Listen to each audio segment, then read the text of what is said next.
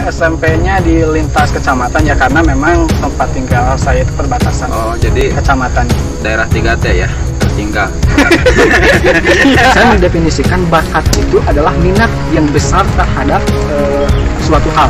Semua juga akan terinstal ketika kita bersabar. Yang membuat gagal adalah mengklik tombol batal sebelum Proses instalasinya berhasil. selesai. Nah, itu yang kebanyakan orang itu gagal. Padahal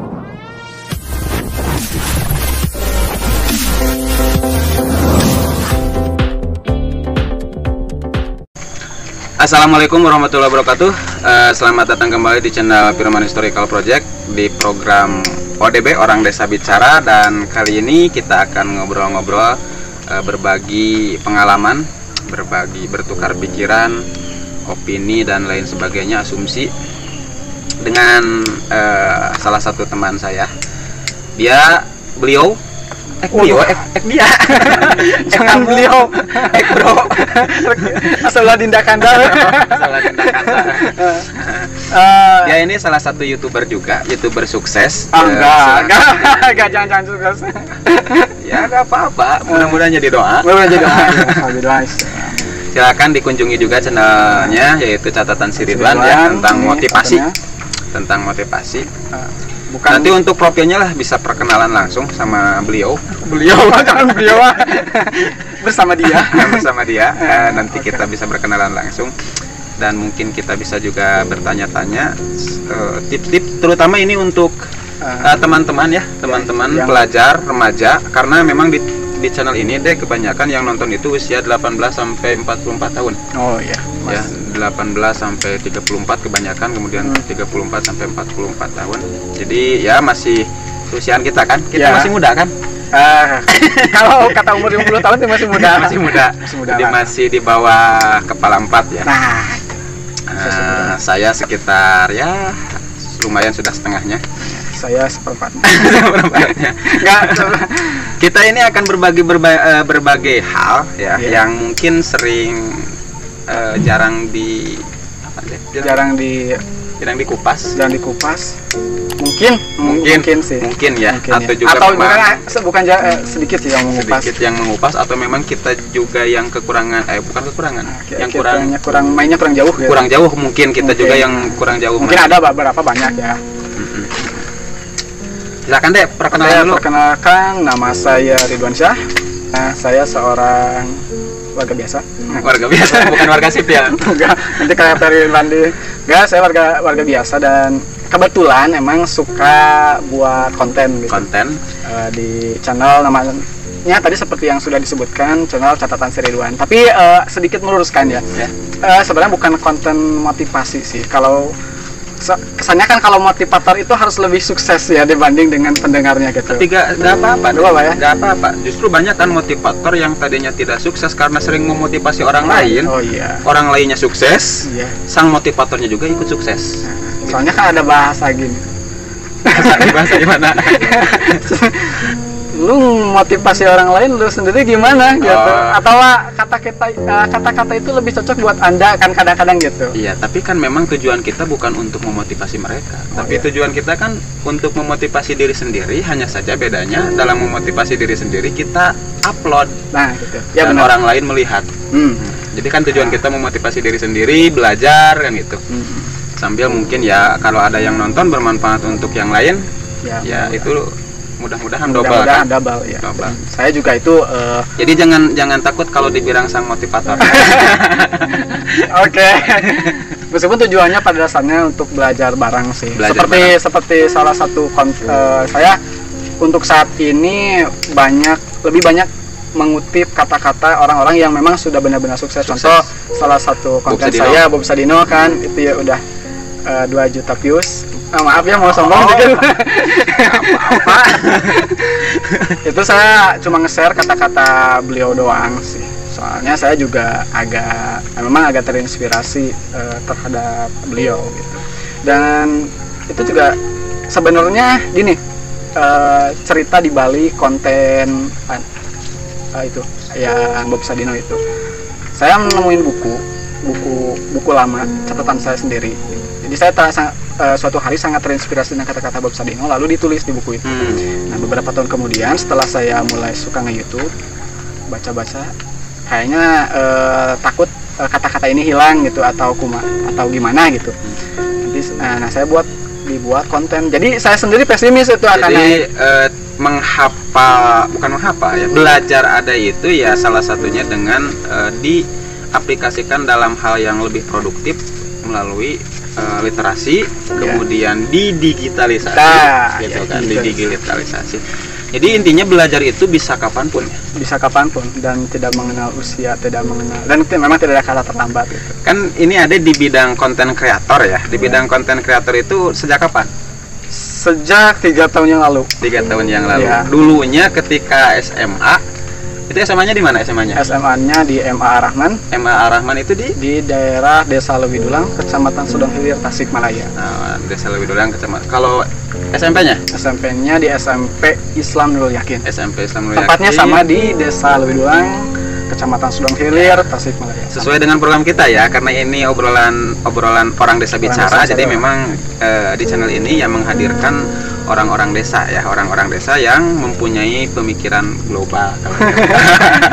Yang mencoba untuk orang lokal yang mencoba untuk dan belajar berpikir global. Gitu. Orang lokal yang mencoba untuk berpikir global. Kemudian di SD-nya mana? SD-nya SD Pasir Merak. SD Pasir Merak di sama sih lebih tepatnya di Desa Cikesal, Kecamatan Tanjung Jaya, Tasikmalaya. Karena memang kebetulan SMP-nya di lintas kecamatan ya, karena memang tempat tinggal saya itu perbatasan. Oh, jadi kecamatannya. Daerah 3T ya, tertinggal. Iya, bisa dibilang perbatasan ya.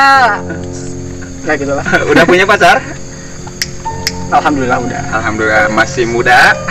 Sudah sukses, kemudian pastinya udah punya pacar. Soalnya kalau gak ngaku nanti saya diputusin.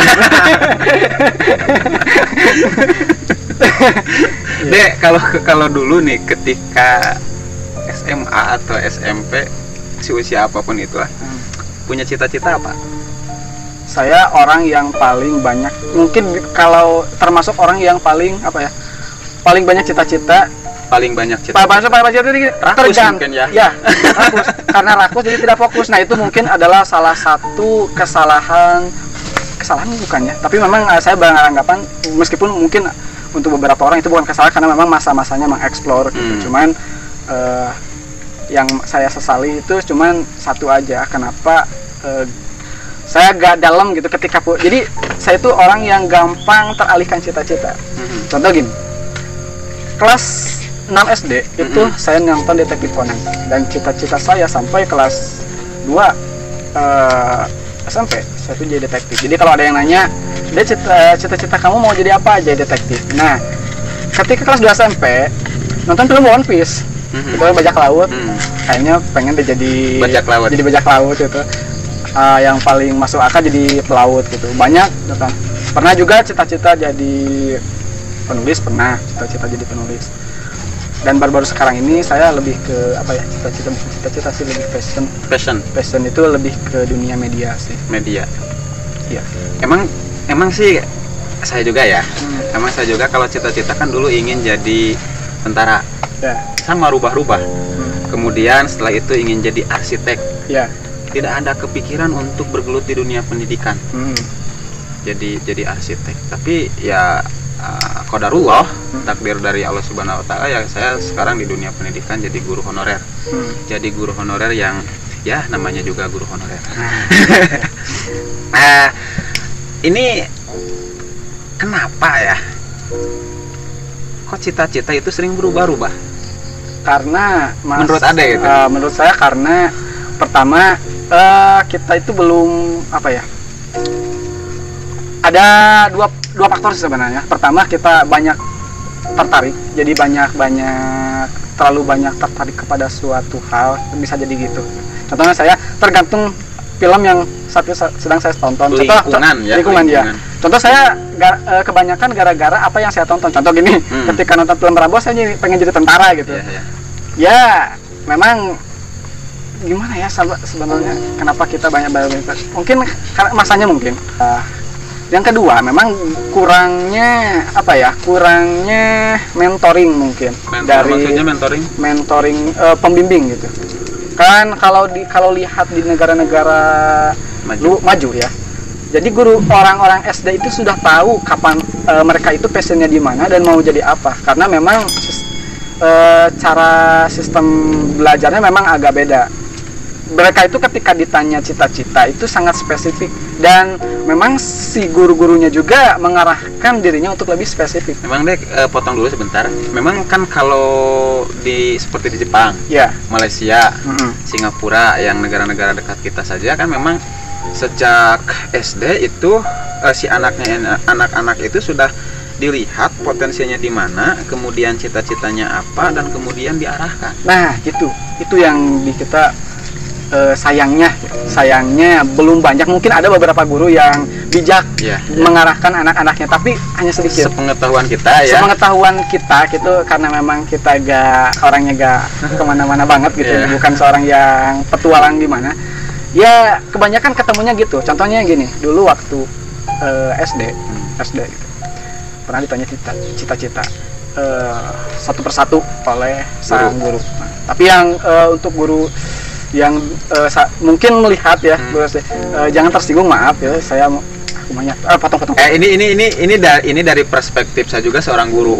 Ya memang karena memang ada sisi lain yang mungkin beliau bagi seorang guru itu memang susah juga untuk menstimulus atau bagaimanapun itu, tapi ini lebih ke perspektif kita bukan berarti kita menghakimi dan lain sebagainya. Ini juga untuk perbaikan untuk perbaikan bagi guru-guru kita ya, karena mungkin memang guru juga ada yang sudah profesional kan, ada yang baru belajar dan lain sebagainya. Jadi kalau yang mungkin melihat video ini ya jangan baperan lah.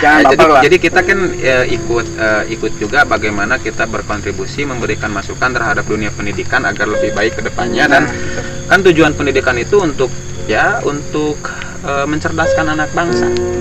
Untuk mencerdaskan anak bangsa. Ya mungkin inilah dari sudut pandang orang yang bodoh lah, yang awam. Jadi mohon maaf kalau ada yang kesalahan. Gitu. Jadi waktu itu ya, guru terkesan ya, bukan menanyakan cita-cita terhadap anak-anak itu hanya sebatas basa-basi, sepintas seakan-akan. Soalnya gini, banyak, hampir 90 bahkan 95% lah ketika ditanya, murid-murid itu ngejawab, kamu cita-cita ingin jadi apa? Cita-citanya ingin membahagiakan orang tua. Oh, hebat. Ingin masuk surga. Cita-citanya apa? Ingin jadi orang yang berguna. Cita-cita kamu apa? Ingin menjadi orang kaya. Ya itu kan masih umum, masih general kan, ingin membahagiakan orang tua. Ya, siapa anak yang tidak ingin membahagiakan orang tua? Ya. Siapa anak yang tidak ingin sukses? Pasti itu. Dan seharusnya itu bagaimana kan? Seharusnya gitu kalau adik sebagai seorang guru. Iya. Kalau saya menjadi guru waktu itu ya, saya pasti akan saya tidak akan diam ketika ada anak yang berkata kepada anak yang cita-citanya itu masih terlalu umum. Contoh gitu, ketika saya mau jadi orang yang sukses dalam bidang apa? Dalam bidang bisnis, dalam bidang seni, dalam bidang olahraga, dalam bidang apa? Saya ingin sukses dalam bidang bisnis. Oke, saya pasti akan tanya lagi, bisnisnya apa? Bisnis jasa atau bisnis dagang? Kalau bisnis jasa, oke, jasanya bikin apa? Saya pengen jadi seorang fotografer, oke. Maka dari itu, mulai dari sekarang kamu dalami skill fotografi dari sekarang. Mau jadi olahragawan, atlet. Oh, contohnya atlet, olahragawan jadi bidang apa? Main bola. Oh, jadi main bola. Mulai sekarang kamu browsing bagaimana tekniknya, bagaimana Messi menggiring bola. Jadi lebih ke mengarahkan si anak untuk lebih spesifik lagi. Dan kadang-kadang ya memang ini mungkin ya human error ya. Guru juga kan manusia, termasuk saya juga pribadi. Kadang-kadang ini tingkatan SMP juga kadang-kadang ketika ditanya masih ada yang menjawab seperti itu. Pasti cita-citanya jadi apa? Jadi orang sukses, Pak. Cita-citanya jadi apa? Jadi anak soleh, Pak. Cita-citanya jadi apa? Jadi anak yang berbakti kepada orang tua, Pak. walaupun ada sebagian siswa yang sudah mengerti akan definisi dari cita-cita atau dari pertanyaan guru. Kamu cita-citanya mau jadi apa? Mau jadi tentara Pak? Kan itu sudah spesifik. Ya, udah spesifik itu. Kamu cita-citanya jadi apa? Ingin jadi atlet sepak bola Pak? Tapi kadang-kadang saya sebagai seorang guru, kadang-kadang ketika perjalanan di sekolah, ketika minat dia ingin aktif di mana gitu kan, ingin main bola ketika ada waktu senggang, suka dilarang. Padahal dulu kita pernah bertanya bahwa cita-citanya apa, dia menjawab jadi pemain sepak bola. Tapi ketika dia main sepak bola, kita larang. Tapi kan ada waktu itu udah belajar itu. Iya, udah belajar. Nah, karena mungkin memang takut kena kaca atau apa, memang itu juga ada sebab-sebab yang lain kenapa kita melarang. Tapi kan ini introspeksi diri saya sendiri ya sebagai seorang guru. Tapi kalau yang bagusnya memang setelah saya pikirkan ketika di ruang guru, tadi saya melarang anak itu dengan cara yang salah. Oh iya. Seharusnya jangan langsung dilarang, jangan langsung diambil bolanya. Toh dia itu cita-citanya jadi pemain bola. Yang jangan itu kan ketika main bola di halaman sekolah yang dekat kaca takut pecah, kan seharusnya saya, nak, jangan main bola di sini, silahkan pindah main bolanya ke lapangan. Kan bagusnya seperti itu. Nah, gitu. Bagusnya. Tapi memang kadang-kadang saya juga kadang-kadang lupa membaca potensi anak ketika dulu ditanya cita-citanya apa, dan kemudian stimulus yang kita berikan atau sikap yang kita lakukan terhadap siswa tersebut ternyata kurang tepat. Kembali lagi deh, itu kan masalah cita-cita ya, masalah cita-cita. Kalau ngobrol sekolah, ya, kan ini berbagi saja untuk teman-teman. Ada yang berpikiran seperti ini, apa pentingnya sekolah? Pentingnya sekolah? Apa pentingnya sekolah? Toh banyak orang yang tidak sekolah sukses. Sukses, ya. Tapi di sisi lain memang pemerintah menggulirkan program Wajar Diknas, wajib belajar 9 tahun, wajib belajar 12 tahun kan. Ya. Kemudian kalau melihat dari konten yang Ade bikin tentang Bob Sadino, salah satunya kan, ataupun Deddy Komputer ya, sering seakan-akan ya secara sepintas kalau kita tidak cerdas dalam memahami konten tersebut, seakan-akan sekolah itu tidak penting. Karena banyak para tokoh-tokoh nasional dan internasional yang memang mereka itu jadi jutawan, jadi orang-orang yang hebat, Jack Ma, Bill Gates, dan banyak lagi lah, yang memang secara pendidikan formal mereka tidak terlalu sekolah gak tinggi banget ya. Pertama, bagaimana pandangan Ade itu? Menurut saya kalau ditanya apakah sekolah itu penting. Cuman pertama jangan ada yang nggak boleh itu menjadikan satu-satunya jalan. Nah, gitu. Jadi pokoknya kalau aku sekolah pasti sukses. Nah, itu yang bahaya. Kenapa? Kalau jadi menghilangkan. Mohon maaf ya, tadi turun hujan gerimis, jadi kita pindah posisi, walaupun tetap masih di sound. Lanjut yang tadi ya. Lanjut yang tadi. Seberapa penting sekolah gitu kan? Seberapa penting sekolah? Ini untuk memberikan kesadaran juga pada teman-teman kita, adik-adik kita kan, karena sekarang masa Covid, kemudian banyak belajar dari rumah, PJJ dan lain sebagainya. Ini juga harus ya sambil memotivasi seberapa penting sekolah, walaupun karena kan mereka juga banyak yang dari sebagian adik-adik kita yang sudah mempunyai pemikiran seperti itu. Bahkan saya punya saudara di kampung lah, kenapa sekolah tinggi kan gitu, kenapa sekolah tinggi toh banyak juga yang gelarnya sarjana, pendidikannya tinggi, tetapi kalau dilihat dari kacamata duniawi ya biasa-biasa saja, ya kan, biasa-biasa saja. Sedangkan banyak yang tidak berpendidikan tinggi tapi sukses. Karena memang kita juga melihat banyak fakta yang seperti itu. Pandangan Ade? Pertama, apakah sekolah untuk di zaman sekarang masih penting? Ya, penting. Yang jadi masalah dan seringkali jadi masalah itu adalah ketika menjadikan sekolah itu sebagai satu-satunya jalan menuju kesuksesan. Contoh, pokoknya fokus belajar di kelas, banyak belajar yang ada di sekolah, lulus dapat ijazah, kerja, sukses. Nah, kebanyakan kan banyak yang bermindset itu. Jadinya kadang-kadang sekolah menjadi penjara pikiran untuk mempelajari untuk mempelajari sesuatu di luar konteks sekolah. Itu mungkin yang kadang-kadang menjadi kritikan para orang yang sekolah itu gak penting gitu. Memang karena di lapangan memang kita gak akan ditanya pulau terbesar di Indonesia apa gitu, enggak kan, lebih banyak skill yang dipertanyakan, diperlukan yang dibutuhkan di dunia kerja itu ya, di lapangan skill. Jadi pengetahuan itu ya sekitar pengetahuan umum mungkin ada beberapa, cuman ya kebanyakan gak terlalu diperlukan gitu. Tapi sepakat kan kalau pendidikan wajar dikdas, kemudian sepakat kita penting karena itu untuk melatih dan membentuk pola pikir agar siswa itu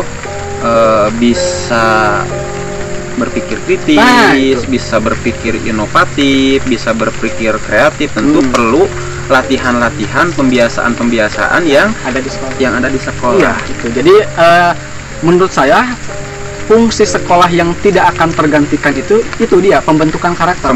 Jadi kalau di zaman sekarang ya, mungkin di zaman dulu sekolah adalah satu-satunya sumber pengetahuan dulu.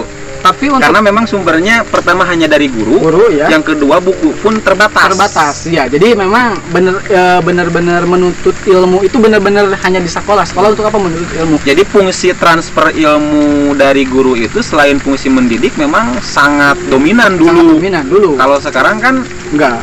Sekarang kan anak-anak selain bimbingan dari guru di sekolah, transfer ilmu dari sekolah, dari guru, anak-anak juga bisa browsing, bisa belajar otodidak. Iya, karena sepintar apapun guru masih pintar Google. Iya. Iya, kalau untuk pengetahuan saya pernah salah satu guru saya pernah ngobrol. Iya. Jadi sebetulnya belajar yang sesungguhnya itu bukan di kelas. Tapi belajar yang sesungguhnya itu adalah ketika anak keluar dari kelas. Jadi kan kita adik-adik kita ya, sebahagian punya persepsi, punya asumsi dan punya pandangan bahwa belajar itu ya ketika di kelas, sehingga dia itu tidak belajar lagi selain ketika masuk kelas. Padahal ini masih ingat saya dari guru-guru MTS dulu, karena saya sekolahnya di MTS di Singapura. Ada guru yang memberikan motivasi kepada saya, belajar yang sungguhnya itu bukan ketika di bangku sekolah di kelas, tapi belajar yang sungguhnya itu adalah ketika kamu sudah beres sekolah, itu belajar yang sungguhnya. Karena di kelas itu guru hanya membimbing bagaimana cara belajar, bagaimana cara memahami sesuatu. Nah, guru memberikan teknik-teknik belajar. Sedangkan belajar yang sungguhnya ya ketika di luar setelah pulang sekolah, apakah dia baca-baca buku lagi, apakah dia latihan lagi, apakah dia browsing kalau zaman sekarang, kan gitu. Jadi belajar yang sungguhnya itu seperti itu di kelas itu atau di bangku sekolahnya melatih. Maka fungsi guru ya memang bukan hanya transfer ilmu, knowledge, tapi juga kan membimbing, mendidik, melatih. Kan. Jadi ini juga introspeksi untuk sahabat-sahabat yang berprofesi sebagai seorang guru, jangan sampai ketika anak tidak menguasai materi yang kita berikan, kita menjudge dia itu bodoh. Karena memang setiap anak kan punya potensinya masing-masing. Punya minat ada 8 kecerdasan yang dimiliki oleh setiap anak. baik dimiliki semuanya ataupun salah satunya. Iya. Nah, baru setelah lulusan SMA ya sederajat. Nah, setelah itu mungkin ada yang mempunyai pilihannya masing-masing. Karena memang saya lihat kebanyakan walaupun orang-orang sukses di tokoh-tokoh dunia seperti Bill Gates dan lain sebagainya yang tadi saya katakan, memang mereka juga basicnya tidak akan seperti itu menurut saya kalau mereka tidak sekolah. Benar. Jadi tidak sekolah di tingkat SD, kalau di kita level ya tingkat SD, SMP, kemudian SMA. Baru setelah SMA mereka mengeksplor kan, mau kuliah atau mau langsung kan gitu. Iya. Mau sekolah atau enggak. Makanya bahasanya itu sampai SMA doang sekolah. Iya, makanya program pemerintah itu sampai 12 tahun kan wajib belajarnya itu. Memang ini program yang para ahli pendidikan di Indonesia memang sudah merancangnya. Dan itulah saya mulai agak paham kenapa. Dulu saya juga berpikir gini, kenapa di bangku universitas itu istilahnya itu udah bukan sekolah, bukan siswa lagi. Bukan siswa, tapi bahasanya itu kuliah. Iya. Karena memang hal yang paling kompleks itu justru memang di masa-masa sekolah. Dan memang itu sudah lebih spesifik kan kalau di bangku kuliah. Sudah spesifik, sudah ada program studinya masing-masing, ada jurusannya masing-masing kan. Jadi dan di perkuliahan ada sih pembentukan karakter. Ada. Bahkan ada jurusannya kan, jurusannya khusus. Nah, ini berbagi juga ya, bagaimana mungkin pesan-pesan untuk teman-teman kita, khususnya yang ada di perkampungan ya, yang ada di perkampungan. Kalau yang ada di kota ya mungkin beda kondisi, beda tantangan, dan beda cara juga mungkin ya. Walaupun sekarang kan kita tidak terlalu bisa membandingkan, karena memang akses informasi teknologi sekarang sudah tidak ada bedanya di kota sama di desa kan. Tetapi memang kalau dari sudut pandang yang lain, dari persepsi lain mungkin ya di desa paling mungkin hambatannya sinyal dan lain sebagainya. Nah, untuk agar teman-teman kita, adik-adik kita itu bisa mengeksplor dirinya, bisa mengeksplor potensinya, yang pertama ini menurut pandangan Ade, bagaimana cara bila Ade seorang anak SMA atau SMP dengan situasi PJJ dan lain sebagainya, bagaimana cara mengeksplor potensi diri yang sebaiknya? Mengeksplor di luar konteks pembelajaran formal. Di luar konteks pembelajaran. Ya, di luar konteks pembelajaran formal. Untuk saat ini menurut saya yang paling mudah ya. Yang paling mudah itu pertama cari orang-orang atau tetangga atau teman dekat gitu yang dia itu produktif gitu. Contoh ada seorang seniman, contohnya ada olahragawan gitu. Itu mungkin kita bisa lebih dekat lagi dengan orang tersebut untuk agar dia bisa mementoring kita. Soalnya kan dia udah terjun, jadi bisalah sedikit mungkin orang tersebut membimbing kita untuk minimal seperti dia. Kalau tidak ada, yang paling bagus dan paling gampang diakses di YouTube sih. Bukan saya, meskipun bukan itu doang, sekarang ada TikTok, lihat ada Instagram, intinya media sosial lah, media sosial. Itu untuk mencari kita tuh bakatnya di mana. Kita di YouTube. Kan pertama deh.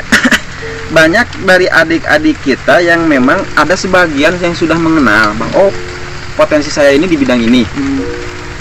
Saya ini suka matematika contohnya. Berarti yang lain tidak terlalu. Jadi dia sudah mengetahui ya potensinya di matematika. Atau kalau saya di olahraga atau saya di IT atau seni dan lain sebagainya. Tetapi masih banyak dari adik-adik kita yang bakat saya itu apa ya? Gitu. Nah, bagaimana pertama sebelum kita belajar, mohon maaf tadi saya terlalu jauh dulu bertanyanya. Bagaimana cara menemukan bakat dulu? Bakat. Ya itu. Pertama gunakan media seperti TikTok, YouTube atau televisi adalah televisi. Intinya media-media di sekitar kita yang memberikan akses informasi terhadap terhadap banyak hal kegiatan. Contoh ketika kita browsing YouTube kan suka ada menarik ini.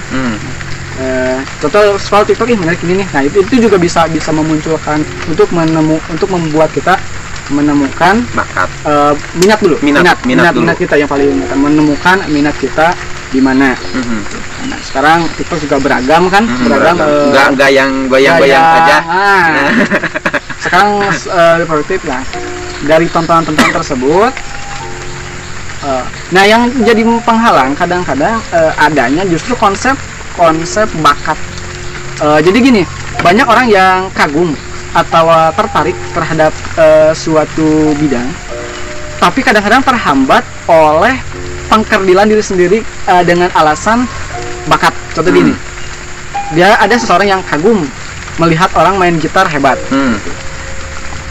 tapi ada gimana ya, ada suatu penyakit yang berkata gini, penyakit pikiran yang itu mah orangnya berbakat, gue emang enggak gitu. Atau lihat film, filmnya keren kayaknya ya kalau kita bisa buat film kayak gitu, tapi dia mah pastinya berbakat gitu. Nah, banyaklah alasan seperti itu. Jadi kalau bisa, tapi dia tidak mau mencoba.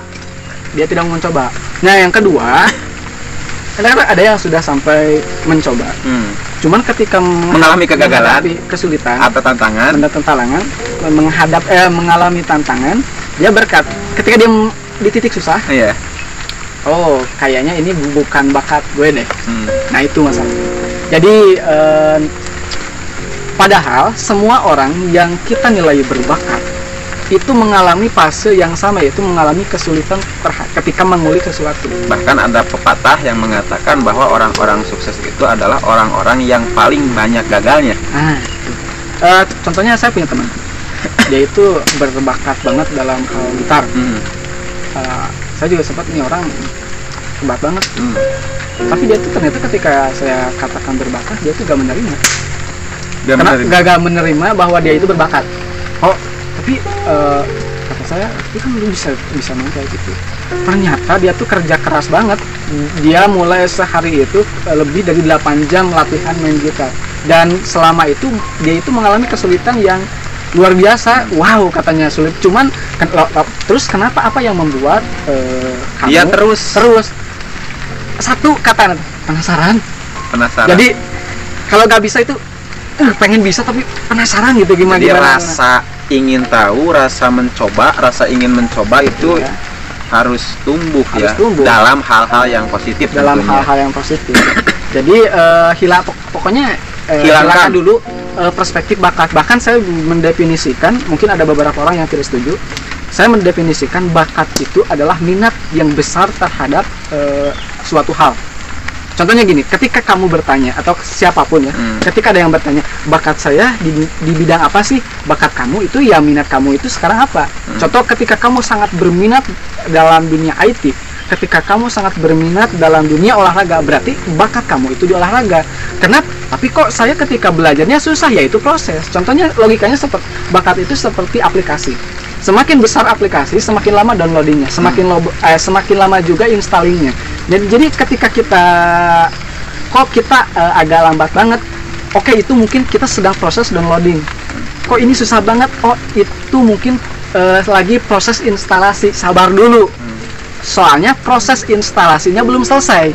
Pada akhirnya semua juga akan terinstal ketika kita bersabar. Yang membuat gagal adalah mengklik tombol batal sebelum proses instalasinya berhasil. Selesai. Nah, itu yang kebanyakan orang itu gagal. Padahal bukan tidak berhasil terinstal, tapi memang dibatalkan sendiri sebelum selesai. Di tengah jalan, di tengah proses. Nah, itu yang banyak terjadi. Contohnya gini, ada satu contoh, Tiger Woods. Tiger Woods itu dianggap sebagai keajaiban, salah satu keajaibannya ketika umur 19 tahun bisa mencetak, jadi bukan apa ya disebutnya, Grandmaster atau apa di dunia golf ya.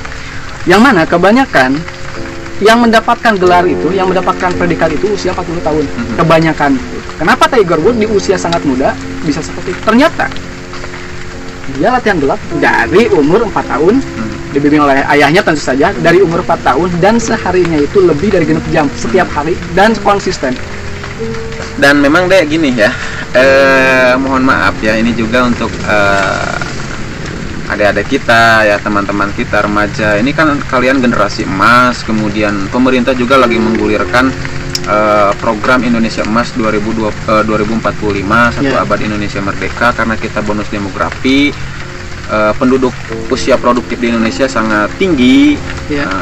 Sayang kan kalau generasi-generasi kita yang malah secara mindset, karena memang kan apa yang kita lakukan itu dari apa yang kita bicarakan, apa yang kita bicarakan dari apa yang kita pikirkan, apa yang kita pikirkan dari apa yang kita lihat, dari apa yang kita baca. Nah kebanyakan kan baik melalui media sosial, lingkungan, belum lagi bullying dan lain sebagainya, kan kebanyakan para remaja ya, kebanyakan dalam tanda kutip, yang saya lihat ya, dari sudut pandang saya, mungkin juga di luar nggak seperti itu mudah-mudahan, tapi kebanyakan kan kalau lihat rating YouTube, TikTok, yang menonton video-video yang unfaedah, yang segala macam, itu lebih banyak daripada menonton tokoh-tokoh yang sukses, bagaimana prosesnya. Seperti saya suka senang kalau melihat perjalanan bagaimana sih nih Einstein bisa jadi sukses, bagaimana nih Thomas Alva Edison bisa menemukan lampu, atau bagaimana nih Jack Ma. Nah kan kalau dulu konsepnya itu dalam dibimbing oleh cerita-cerita yang memotivasi. Nah kalau sekarang kan lebih banyak dari adik-adik kita, dari lingkungan kita, yang nonton yang kalau di media sosial itu yang ke arahnya arah yang negatif, hiburan, joget-joget, K-pop, goyang-goyang. Nah kan gitu. Jadi bukan tidak boleh ya, mungkin itu hal-hal yang manusiawi ya, tapi juga kita harus mengimbangi, apalagi di usia yang masih dalam tahapan pembentukan karakter ya, di usia yang lagi mencari jati diri, di usia yang sedang mengembangkan potensi, bahkan mungkin tadi yang sedang memilih apa sih potensi saya, kemudian malah masuk yang seperti itu. Jadi bukan pertanyaan ya, tanggapan Ade itu seberapa penting kita mengetahui proses dari tokoh-tokoh sukses dalam perjalanan hidup Ade lah. Oh iya, seberapa penting? Ya, seberapa penting dalam pengembangan motivasi bakat. Contoh model Ade, oh saya melihat perjalanan Bob Sadino nih, seberapa berpengaruhnya terhadap atau perjalanan Hero Tanjung atau Soekarno atau siapalah gitu. Penting banget sih, soalnya karena kita akan pertama ya, ketika saya juga suka membaca biografi orang sukses. Satu, karena memang banyak pelajaran yang bisa diambil. Salah satunya adalah pertama, bahwa ternyata orang-orang sukses, contoh Jack Ma atau siapa itu, mereka itu orang yang lebih cepat menemukan minat mereka dibanding orang lain. Jadi ketika orang lain di usia berapa gitu menemukan minatnya, mereka itu seusia dini juga udah menemukan. Ya. Yang kedua adalah mereka itu tahu bahwa apa yang mereka kejar itu tidak mudah. Tapi ketidakmudahan itu tidak membuat mereka putus asa. Dengan kenapa tidak putus asa? Ya hampir seperti tadi, penasaran. Kayak penasaran, ibarat kita main game gitu. Kalau kita untuk para pecandu game pasti gamer pasti ngerasain kalau kita main game terus kalah, ada juga penasaran. Nah orang-orang seperti sukses itu kan gitu. Jadi kadang-kadang ketika membaca biografi itu, kadang-kadang semangat mereka itu ketika kita membaca juga menular. Ya kan kalau dari dunia Islamnya kan juga banyak ya, seperti kita harus mencintai Nabi, mencontoh Nabi. Banyak membaca kisah-kisah sirah-sirah Nabi gitu, sirah-sirah cerita-cerita para sahabat yang sukses dan lain sebagainya. Jadi Nah, hal-hal tersebut memang di kita sekarang kurang. Iya. Menurut pandangan saya ya, Memang. kurang. Jadi anak-anak sekarang kalau lihat YouTube, kalau lihat TikTok itu kurang melihat hal-hal yang bisa memotivasi dirinya untuk menemukan bakatnya, untuk melatih bakatnya, mencari dan lain sebagainya, kurang. Dan itu memang perlu ya disadarkan. Iya. Termasuk mungkin pengalaman Ade juga. Iya. Pengalaman Pribadi. kenapa gimana? Pengalaman pribadi Ade dulu kan contohnya tadi di sekolah kita agak kesulitan dalam beberapa hal, namun setelah membaca atau mendengar kisah-kisah biografi tokoh-tokoh akhirnya membangkitkan kan. Tadi kata Ade juga membangkitkan motivasi belajar walaupun secara otodidak. Kan editing kan tidak diajarkan di sekolah. Iya, tapi Ade belajar di YouTube. Belajar di YouTube kan. Iya. Pikinaki belajar bahasa kan Di YouTube. di YouTube kan Iya. gitu. Jadi sebetulnya media sosial itu juga bisa digunakan untuk belajar. Untuk belajar, untuk mengembangkan potensi dan bakat kita, bakat kalian gitu kan. Bakat kalian. Iya. Ada lagi, Dek? Saya juga terinspirasi sama Detektif Conan. bukan gitu. Ketika saya memutuskan untuk bahwa tersadar bahwa YouTube itu bisa mengajarkan kita menjadi sesuatu yang di luar luar biasa. Pertama saya lihat acara ini talk show kalau tidak salah. Ini talk show. Iya, ada seorang yang kerja di Hollywood. Di Hollywood di bidang bukan animasi sih. Ya gitulah, di Hollywood yang aneh-aneh gitu. Ternyata beliau itu ketika ditanya belajar di mana, di YouTube. Jadi dia itu nguliknya di YouTube bukan di sekolah. Jadi berpikir, wah ternyata seseorang itu bisa menjadi sesuatu yang hebat gitu hanya belajar menggunakan media, bisa disebutlah media gratisan gitu. Jadi tergantung dengan keniatan kita, seberapa tinggi motivasi kita untuk melatih dan menemukan bakat kita, melatih, mengembangkan dan berimprovisasi. Karena memang saya juga pernah mendengar kata-kata menurut saya.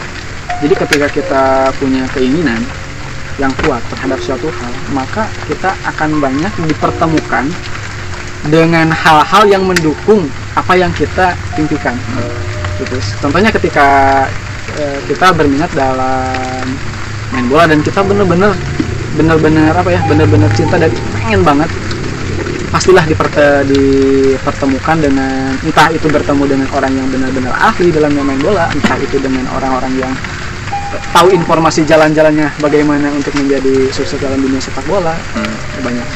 Intinya tentukan tujuan kita mau kemana dan yakin bahwa kita mampu untuk mencapai tujuan tersebut. Jadi belajar itu penting ya, belajar itu penting baik di dunia formal, di pendidikan, di sekolah ataupun di luar sekolah. Nah, ya jangan sampai ada deh ini ngobrol ya di dunia sekolah ya. Ada salah satu anak, dia itu dapat bantuan dari pemerintah, kartu Indonesia Pintar kalau nggak salah. Tapi ketika ada mencatat gitu, dia itu tidak mencatat. Bahkan kalau mencatat itu bukunya satu, tapi dari satu buku itu berbagai mata pelajaran. Dan bahkan ketika ditanya, diperiksa bukunya itu, diperiksa, dia itu jarang mencatat. Dengan alasan sakit lah, tidak hadir ke sekolah, tidak mengerjakan tugas. Padahal itu sudah berbulan-bulan. Itu kan hal yang menurut saya sangat miris ya. Sangat miris bagi generasi muda kita tidak mempunyai semangat untuk belajar. Padahal kan kalau kita renungkan kembali, tidak ada alasan sebetulnya. Kalau memang tidak punya biaya kan dia dapat KIP. Tidak punya biaya untuk beli buku, masa sih gitu kan, KIP tidak bisa untuk membeli buku kan, memang itu tujuannya untuk fasilitas sekolah kan, fasilitas sekolah dia. Kalau tidak, contoh saya mengajar PPKN, ketika saya beri tugas kepada anak-anak, silahkan hafal proklamasi besok ke depan, di pertemuan yang akan datang ke depan satu persatu akan dicek menghafal ke depan membacakan teks proklamasi. Apa alasannya? Apa? Jadi alasannya teh, Pak, saya tidak punya catatan proklamasinya, Pak. Kemudian saya tanya, kamu punya HP? Punya. Kamu suka main game? Suka, Pak. Berarti dia punya kuota dong. Kuota, ya. Saya hanya menjebak saja. Berarti kalau dia main game, dia punya kuota. Kenapa kamu tidak googling? Atau ambil buku PKN di perpus, lihat banyak di sana teks proklamasi, atau pinjem ke temen, atau tanya ke temen. Kalau memang betul tidak mau ke perpus, tidak mau tanya ke temen, kan bisa googling. Nah, saking nggak ada niat, itulah pentingnya niat. Kenapa pentingnya? Kalau seseorang sudah tidak punya motivasi, ya kerikil sekecil apapun bisa menjadi alasan untuk tidak berjalan ke depan gitu. Kalau secara bahasa ini.